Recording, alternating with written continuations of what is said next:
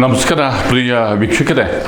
ರಾಜ್ಯ ಬಿಜೆಪಿಯಿಂದ ಹಿರಿಯ ನಾಯಕ, ವಿವಾದಾಸ್ಪದ ನಾಯಕ, ಪದೇ ಪದೇ ಯಡಿಯೂರಪ್ಪ ಅವರ ವಿರುದ್ಧ ಬಹಿರಂಗ ಪ್ರಹಾರ ನಡೆಸುತ್ತಿರುವ ನಾಯಕ ಬಸನಗೌಡ ಪಾಟೀಲ್ ಯತ್ನಾಳ್ ಉಚ್ಚಾಟನೆಯಾಗುವ ಕಾಲ ಸಮೀಪ ಆಗ್ತಾ ಇದೆಯಾ? ಅವರನ್ನು ಪಕ್ಷದಿಂದ ಹೊರದಬ್ಬಲಾಗುವುದೇ? ಇಂಥದ್ದೊಂದು ಡೆವಲಪ್ಮೆಂಟು ತೆರೆಮರೆಯಲ್ಲಿ ನಡೀತಾ ಇದೆ ಎನ್ನುವ ಮಾಹಿತಿ ದಿ ಪೋಸ್ಟ್ಗೆ ಲಭ್ಯ ಆಗಿದೆ. ಒಂದು ವೇಳೆ ಅವ್ರನ್ನ ಉಚ್ಚಾಟನೆ ಮಾಡದೆ ಹೋದರೆ ಬರುವ ಲೋಕಸಭಾ ಚುನಾವಣೆಯ ಹೊತ್ತಿಗೆ ಪಕ್ಷ ಕಟ್ಟೋದು ಕಷ್ಟ ಆಗುತ್ತೆ. ಪಕ್ಷದ ಒಳಗೇ ಭಿನ್ನಮತದ ಕಾರಣ ಪಕ್ಷದ ವರ್ಚಸ್ಸಿಗೆ ಧಕ್ಕೆಯಾಗಿ ಅದು ಚುನಾವಣೆಯ ಮೇಲೂ ಪರಿಣಾಮ ಬೀರುತ್ತೆ ಅಂಥೇಳಿ ಬಿಜೆಪಿಯ ರಾಜ್ಯ ಘಟಕದ ಪ್ರಭಾವಿ ನಾಯಕರು ವರಿಷ್ಠರಿಗೆ, ಬಿಜೆಪಿ ಹೈಕಮಾಂಡ್ಗೆ ವರದಿ ಕೊಟ್ಟಿರುವ ಹಿನ್ನೆಲೆಯಲ್ಲಿ ಬಸನಗೌಡ ಪಾಟೀಲ್ ಯತ್ನಾಳ್ ಅವರನ್ನು ಪಕ್ಷ ವಿರೋಧಿ ಚಟುವಟಿಕೆಗಳ ಹಿನ್ನೆಲೆಯಲ್ಲಿ ಉಚ್ಚಾಟನೆ ಮಾಡೋದಕ್ಕೆ ಅಖಾಡ ಸಜ್ಜಾಗಿದೆಯಾ? ಈ ಬಗ್ಗೆ ಇಂದಿನ ಮಾತು ಮಂಥನ ಸ್ನೇಹಿತರೆ. ಗೆಳೆಯರೆ, ರಾಜ್ಯ ಬಿಜೆಪಿ ಆಫೀಸು ಇವತ್ತು ಭರ್ಜರಿ ವಿದ್ಯಮಾನಗಳ ಕೇಂದ್ರ ಆಯಿತು. ಬಿಜೆಪಿ ರಾಜ್ಯಾಧ್ಯಕ್ಷರಾಗಿ ವಿಜೇಂದ್ರ ಅವರು ನೇಮಕಗೊಂಡ ನಂತರ ಇದೇ ಪ್ರಪ್ರಥಮ ಬಾರಿಗೆ ಹಿರಿಯ ನಾಯಕರನ್ನು ಪಕ್ಷದ ಕಚೇರಿಗೆ ಬರಮಾಡಿಕೊಂಡು ಅವರ ಜೊತೆ ಚರ್ಚೆಯನ್ನು ನಡೆಸಿದರು. ವಿಶೇಷವಾಗಿ BS ಯಡಿಯೂರಪ್ಪ, KS ಈಶ್ವರಪ್ಪ, ಮಾಜಿ CM ಬಸವರಾಜ ಬೊಮ್ಮಾಯಿ, ಪ್ರತಿಪಕ್ಷ ನಾಯಕ ಅಶೋಕ್ ಅವರು, ಇವರೆಲ್ಲರೂ ಕೂಡ ಸದಾನಂದ ಗೌಡರು, ಇವರು ಇವತ್ತಿನ ಸಭೆಯಲ್ಲಿ ಮುಖ್ಯವಾಗಿ ಪಾಲ್ಗೊಂಡರು. ಇವತ್ತಿನ ಸಭೆ ನೇರವಾಗಿ ಲೋಕಸಭಾ ಚುನಾವಣೆಯಲ್ಲಿ ಬಿಜೆಪಿಯನ್ನು ಗೆಲ್ಲಿಸುವ ವಿಚಾರಕ್ಕೆ ಸಂಬಂಧಪಟ್ಟಂತೆ ಕಾರ್ಯತಂತ್ರವನ್ನು ರೂಪಿಸೋದಕ್ಕೆ ನಡೀತು ಎನ್ನುವ ಮಾಹಿತಿ, ಅಧಿಕೃತ ಮಾಹಿತಿ ಲಭ್ಯ ಆಗ್ತಿದೆ. ಮತ್ತು ಕಾಂಗ್ರೆಸ್ ವಿರುದ್ಧ ಹೇಗೆ ಚುನಾವಣಾ ಸಮರತಂತ್ರವನ್ನು ರೂಪಿಸಬೇಕು ಅನ್ನೋದ್ರ ಬಗ್ಗೆನೂ ಕೂಡ ಬಿಜೆಪಿ ರಾಜ್ಯಾಧ್ಯಕ್ಷ ವಿಜೇಂದ್ರ ಹಿರಿಯ ನಾಯಕರಿಂದ ಸಲಹೆಯನ್ನು ಪಡೆದರು ಅನ್ನೋ ಮಾಹಿತಿ ಕೂಡ ಲಭ್ಯ ಆಗ್ತಿದೆ. ಈ ಸಭೆಯಲ್ಲಿ ರೇಣುಕಾಚಾರ್ಯ ಇದ್ದರು. ಈ ಸಭೆಯಲ್ಲಿ ಆಗಾಗ್ಗೆ ಯತ್ನಾಳ್ರಿಂದ ವಾಗ್ದಾಳಿಗೆ ಗುರಿಯಾಗುವ BC ಪಾಟೀಲ್ ಅವರು ಇದ್ದರು. ಹೀಗಾಗಿ ಇದು ಒಂದು ರೀತಿಯಲ್ಲಿ ಇಂಟ್ರೆಸ್ಟಿಂಗ್ ಆಗಿ ಡೆವಲಪ್ಮೆಂಟ್ ಆಯಿತು. ಅದರಲ್ಲೂ CT ರವಿ ಅವರ ಹಾಜರಿ ಕೂಡ ಅಷ್ಟೇ ಮುಖ್ಯವಾಯಿತು. ಸುಮಾರು ಅರ್ಧ ದಿನಗಳ ಕಾಲ ಮಹತ್ವದ ಚರ್ಚೆ ನಡೀತು, ಬಿರುಸಿನ ಕಸರತ್ತು ನಡೀತು. ಬರೀ ಇಷ್ಟೇ ಚುನಾವಣೆಯ ಕಾರ್ಯತಂತ್ರದ ಚರ್ಚೆ ನಡೆದಿದ್ದರೆ ಇದಕ್ಕೆ ಅಷ್ಟು ಸಿಗ್ನಿಫಿಕೆನ್ಸ್ ಇರ್ತಿರಲಿಲ್ಲ.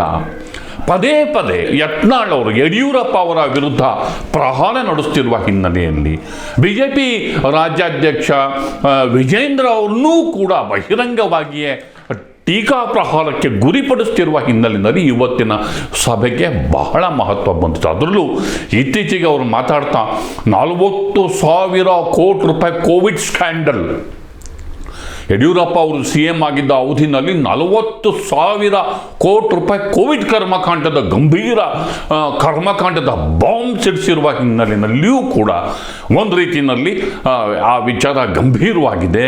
ಬಿಜೆಪಿಯ ರಾಜ್ಯ ನಾಯಕ, ಅದರಲ್ಲೂ ವಿಶೇಷವಾಗಿ ಕೇಂದ್ರ ಸಂಸದೀಯ ಮಂಡಳಿಯ ಸದಸ್ಯರೂ ಆಗಿರುವ ಯಡಿಯೂರಪ್ಪ ಅವರು ಮತ್ತು ಬಿಜೆಪಿ ರಾಜ್ಯಾಧ್ಯಕ್ಷ ವಿಜೇಂದ್ರ ಅವರು ಕೆರಳಿದ್ದಾರೆ. ಈ ಎಲ್ಲ ಬ್ಯಾಕ್ಗ್ರೌಂಡಲ್ಲಿ ಇವತ್ತಿನ ಸಭೆಯಲ್ಲಿ ಮಹತ್ವದ ಚರ್ಚೆ ನಡೀತು. ಈಗ ಸಭೆ ವಿಚಾರಗಳ ಬಗ್ಗೆ CT ರವಿ ಮಾತಾಡ್ತಾರೆ. ಒಂದು, ಎಲ್ಲರ ಜೊತೆಗೂ ನನ್ನ ಸಂಬಂಧ ಚೆನ್ನಾಗಿದೆ. ಚೆನ್ನಾಗಿಲ್ಲದೆ ಇರೋರ ಜೊತೆನೂ ಸಂಬಂಧ ಚೆನ್ನಾಗಿ ಇಟ್ಕೊಳ್ಳೋವಂಥ ಪ್ರಾಮಾಣಿಕ ಪ್ರಯತ್ನ ಹಿಂದೆನೂ ಮಾಡಿದ್ದೀನಿ, ಈಗಲೂ ಮಾಡ್ತಾಯಿದ್ದೀನಿ, ಮುಂದೆನೂ ಮಾಡ್ತೀನಿ. ಇದ್ರ ಮೇಲೆ ಅನಂತಕುಮಾರ್ ಅವರು ಯಾವಾಗಲೂ ಒಂದು ಮಾತು ಹೇಳೋರು, ಬಾರದು ಬಪ್ಪದು, ಬಪ್ಪದು ತಪ್ಪದು ಅಂಥೇಳಿ ವಿಸ್ತರಿಸಿ ಹೇಳೋರು.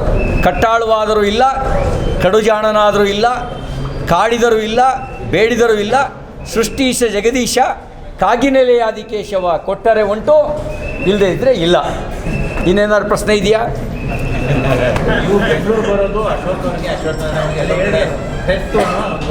ಹಾಗೇನಿಲ್ಲ.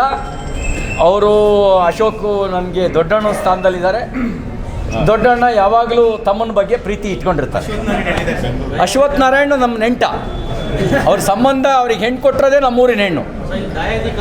CT ರವಿ ಅವರ ಪ್ರತಿಕ್ರಿಯೆಯನ್ನು ನಾವು ನೋಡಿದ್ವಿ. ಹಾಗಾದರೆ ಯತ್ನಾಳ್ ಕಥೆ ಏನು?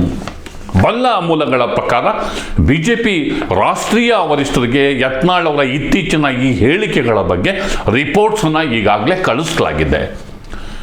ತಮ್ಮ ವಿರುದ್ಧ ಹೈಕಮಾಂಡ್ ಏನಾದರೂ ಕ್ರಮ ಕೈಗೊಂಡ್ರೆ, ಶಿಸ್ತು ಕ್ರಮ ಕೈಗೊಂಡ್ರೆ ಕರ್ಮಕಾಂಡದ ದಾಖಲೆಗಳನ್ನು ಬಿಡುಗಡೆ ಮಾಡುವುದಾಗಿ ಯತ್ನಾಳ್ ಬೆದರಿಕೆಯನ್ನು ಹಾಕಿದ್ದಾರೆ ಎನ್ನಲಾದ ಸಂಗತಿಯನ್ನು ಹೈಕಮಾಂಡಿಗೆ ಕಳಿಸಿಕೊಡುವುದರ ಮೂಲಕ ಹೈಕಮಾಂಡಿಗೆ ಯತ್ನಾಳ್ ಬೆದರಿಕೆ ಹಾಕ್ತಿದ್ದಾರೆ ಅನ್ನುವ ಮಾಹಿತಿ ಕೂಡ ರವಾನೆ ಆಗಿದೆ. ಮೋದಿ ಅವರನ್ನ ಶ್ಲಾಘನೆ ಮಾಡುವುದರ ಮೂಲಕ ಅವರ ಹೆಸರಿನ ರಕ್ಷಣೆಯನ್ನು ಪಡೆದು ರಾಜ್ಯ ಘಟಕದ ನಾಯಕರ ಮೇಲೆ ಅವರು ಪದೇ ಪದೇ ಪ್ರಹಾರ ನಡೆಸಿ ಡ್ಯಾಮೇಜ್ ಮಾಡ್ತಿದ್ದಾರೆ, ಪಕ್ಷದ ವರ್ಚಸ್ಸಿಗೆ ಧಕ್ಕೆ ತರ್ತಿದ್ದಾರೆ. ಕಳೆದ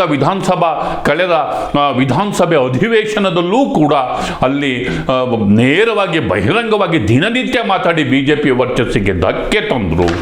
ಚುನಾವಣೆಗಳು ಹತ್ತಿರ ಬರ್ತಿರುವ ದಿನಗಳಲ್ಲಿ ಮತ್ತೆ ಮತ್ತೆ ಮಾತಾಡಿ ಅದು ಚುನಾವಣೆಯ ಮೇಲೂ ಪ್ರಭಾವ ಬೀರುತ್ತೆ ಎನ್ನುವ ಮಾಹಿತಿಯನ್ನು ಕೂಡ ಕೇಂದ್ರದ ಹೈಕಮಾಂಡಿಗೆ ರವಾನೆಯನ್ನು ಮಾಡಲಾಗಿದೆ.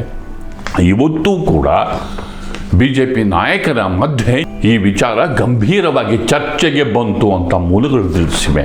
ಕೆಲವು ಹಿರಿಯ ನಾಯಕರು ಅವ್ರನ್ನ ಪಕ್ಷದಿಂದ ಉಚ್ಚಾಟನೆ ಮಾಡೋದು ಅಥವಾ ಅವ್ರ ವಿರುದ್ಧ ಶಿಸ್ತು ಕ್ರಮ ಜರುಗಿಸದೆ ಬೇರೆ ದಾರಿ ಇಲ್ಲ ಎನ್ನುವ ಅಭಿಪ್ರಾಯಕ್ಕೆ ಬಂದಿದ್ದಾರೆ ಎನ್ನುವ ಮಾಹಿತಿ ದಿ ಪೋಸ್ಟ್ಗೆ ಲಭ್ಯ ಆಗಿದ್ದು, ಈ ಒಂದು ಡೆವಲಪ್ಮೆಂಟಿನ ವಿದ್ಯಮಾನದ ಅನುಸಾರ ಯತ್ನಾಳ್ ಅವರನ್ನು ಪಕ್ಷದಿಂದ ಉಚ್ಚಾಟನೆ ಮಾಡಲಾಗುವುದೇ ಮತ್ತು ಈ ವಿವಾದ ಕ್ಲೈಮ್ಯಾಕ್ಸ್ ಘಟ್ಟಕ್ಕೆ ಬಂದು ನಿಂತಿದೆಯೇ ಎನ್ನುವ ಪ್ರಶ್ನೆ ಎದುರಾಗಿದೆ. ಇಷ್ಟೆಲ್ಲ ಇದ್ರೂ ಕೂಡ ಈಶ್ವರಪ್ಪ ಅವರಿಗೆ ಯತ್ನಾಳ್ ವಿಚಾರ ಕೇಳಿದಾಗ ಕೆರಳಿ ಕೆಂಡಾದರು. ಅವರು ಪ್ರಶ್ನೆ ಕೇಳಿದ ಪತ್ರಕರ್ತನಿಗೆ ತಿರುಗೇಟು ಕೊಟ್ಟರು, ಗರಂ ಆದರು. ಈಗ ಈಶ್ವರಪ್ಪ ಅವರ ಪ್ರತಿಕ್ರಿಯೆ ನೋಡೋಣ ಬನ್ನಿ. ಯಾವಂತ ಕೇಳ್ತೀರಿ ಮತ್ತೆ ಅದು ಬೇರೆ ಉದ್ಯೋಗ ಇಲ್ಲೇನು? ಯಾವಂತ ಕೇಳ್ತೀರಿ ಮತ್ತೆ ಅದು ಬೇರೆ ಉದ್ಯೋಗ ಇಲ್ಲೇನು? ಯಾವಂತ ಕೇಳ್ತೀರಿ ಮತ್ತೆ ಅದು ಬೇರೆ ಉದ್ಯೋಗ ಇಲ್ಲೇನು? ಈಶ್ವರಪ್ಪ ಅವರ ಪ್ರತಿಕ್ರಿಯೆಯನ್ನು ನಾವು ನೋಡಿದ್ವಿ. ಆದರೆ ಇದೇ ಸಭೆಯಲ್ಲಿ ಹಾಜರಿದ್ದ ಮಾಜಿ ಶಾಸಕ ರೇಣುಕಾಚಾರ್ಯ ಮಾತ್ರ ಸುಮ್ಮನೆ ಬಿಡಲಿಲ್ಲ. ಅವರು ಹರಿತ ಶಬ್ದವನ್ನು ಬಳಸಿ ಯತ್ನಾಳ್ ವಿರುದ್ಧ ಕಿಡಿಕಾರಿದರು. ಅವರೊಬ್ಬ ಕಾಂಗ್ರೆಸ್ಸಿನ ಏಜೆಂಟು ಮ್ಯಾಚ್ ಫಿಕ್ಸಿಂಗ್ ಮಾಡಿಕೊಂಡು ವಿಜಾಪುರದಲ್ಲಿ ಗೆಲ್ತಿದ್ದಾರೆ. ಯಾರ ಜೊತೆಗೆ ಮ್ಯಾಚ್ ಫಿಕ್ಸಿಂಗು? ಕಾಂಗ್ರೆಸ್ಸಿನ ಏಜೆಂಟು ಅಂದರೆ ಕಾಂಗ್ರೆಸ್ ಜೊತೆ ಶಾಮೀಲಾಗಿ ತಮ್ಮ ವಿಧಾನಸಭಾ ಕ್ಷೇತ್ರದನ್ನು ಗೆಲ್ತಿದ್ದಾರೆ ಎಂದು ಹೇಳಿ ಬಲವಾದ ತಿರುಗೇಟನ್ನು ಕೊಟ್ಟಿದ್ರು. ಜೊತೆಗೆ ಅಂಥವ್ನು ಪಕ್ಷದಲ್ಲಿ ಉಳಿಸ್ಕೊಂಡ್ರೆ ಇನ್ನಷ್ಟು ಡ್ಯಾಮೇಜು ಅಂತ ಪರೋಕ್ಷವಾಗಿ ಇಂಗಿತವನ್ನು ವ್ಯಕ್ತಪಡಿಸಿದರು. ರೇಣುಕಾಚಾರ್ಯ ಅವರ ಪ್ರತಿಕ್ರಿಯೆ ನೋಡೋಣ ಬನ್ನಿ. ಸರ್, ಒಂದು ಕಡೆ ಲೋಕಸಭೆ ಚುನಾವಣೆಗೆ ಬಿಜೆಪಿ ಸಿದ್ಧತೆ ಆಗ್ತಾ ಇದೆ, ಬಟ್ ಹಿರಿಯ ನಾಯಕರು ಪಕ್ಷದ ವಿರುದ್ಧ ಮಾತಾಡ್ತಾ ಇದ್ದಾರೆ. ಯತ್ನಾಳ್ ಪಾರ್ಟಿ ಎಲ್ಲವನ್ನು ಗಮನಿಸುತ್ತೆ, ಪಕ್ಷ ಎಲ್ಲವೂ ಗಮನಿಸುತ್ತೆ. ಬಹುಶಃ ಅವರ ಗಾಳಿಯಲ್ಲಿ ಗುಂಡು ಹೊಡಿತಾರೆ, ಯಾವುದೇ ದಾಖಲೆಗಳಿಲ್ಲ. ಅವ್ರು ಒಂದೇ ಒಂದು ಅಜೆಂಡಾ ಅಂದರೆ ಯಡಿಯೂರಪ್ಪನವ್ರನ್ನ ವಿಜಯದಲ್ಲಿ ಟೀಕೆ ಮಾಡಿದ್ರೆ ಒಂದೇ ಅಜೆಂಡಾ. 40,000 ಕೋಟಿ ಭ್ರಷ್ಟಾಚಾರ ಇರ್ತದೆ. ಹೌದಪ್ಪ, ನೀವು ಮಣಿಪಾಲ್ ಹಾಸ್ಪಿಟಲ್ಗೆ ಹೋಗಿ ಮಲಗಿದ್ದಿಲ್ಲ, 8 ಲಕ್ಷ ರೂಪಾಯಿ ಖರ್ಚು ಮಾಡಿ ಸರ್ಕಾರ ಕೊಟ್ಟಿದೆಯಾ? ಯಡಿಯೂರಪ್ಪನ ಕೊಟ್ಟಿದೆಯಾ? ನಾವೆಲ್ಲ ಖಾಸಗಿ ಹಾಸ್ಪಿಟ್ಲಿಗೆ, ಇದು ಸರ್ಕಾರಿ ಆಸ್ಪತ್ರೆ ಚಿಕಿತ್ಸೆ ಪಡೆದು ಮನೇಲಿದ್ವಿ. ನಮಗೆ 2 ಬಾರಿ ಕೋವಿಡ್ ಬಂತು. ಹಂಗೆ ನಾವು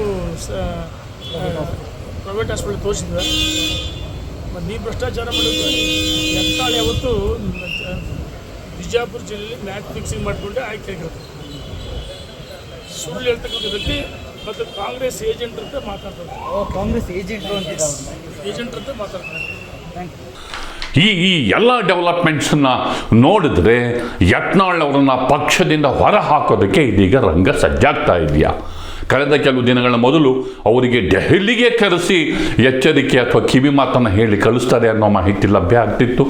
ಆದರೆ ಅವರು ಯಾರು ಹೇಳಿದ್ರು ನಾವು ಕೇಳಲ್ಲ, ಈ ವಿಚಾರದಲ್ಲಿ ಹೈಕಮಾಂಡ್ಗೂ ನಾನು ಕೇರ್ ಮಾಡಲ್ಲ ಅಂತ ಬಹಿರಂಗವಾಗಿ ಹೇಳಿದರು.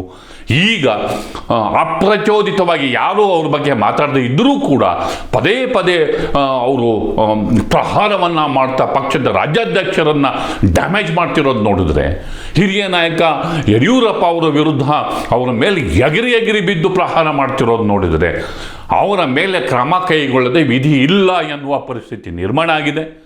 ಹೈಕಮಾಂಡ್ನ ಕೆಲವು ಪ್ರಭಾವಿ ನಾಯಕರು ಅವರ ಬೆಂಬಲಕ್ಕಿದ್ದಾರೆ, ಆದ್ದರಿಂದ ಅವರು ಈ ಥರ ಮಾಡ್ತಿದ್ದಾರೆ, ಅವರು ಬೇಕಂತಲೇ ಯಡಿಯೂರಪ್ಪ ಮತ್ತು ಅವರ ಮಗನನ್ನು ದುರ್ಬಲ ಮಾಡೋದಕ್ಕೆ ಪ್ರಯತ್ನ ನಡೆಸ್ತಿದ್ದಾರೆ, ಇದಕ್ಕೆ ಹೈಕಮಾಂಡ್ ನಾಯಕರ ಕೆಲವು ಕುಮ್ಮಕ್ಕೂ ಇದೆ ಅನ್ನುವ ಚರ್ಚೆ ಕೂಡ ಆರಂಭ ಆಗಿದೆ.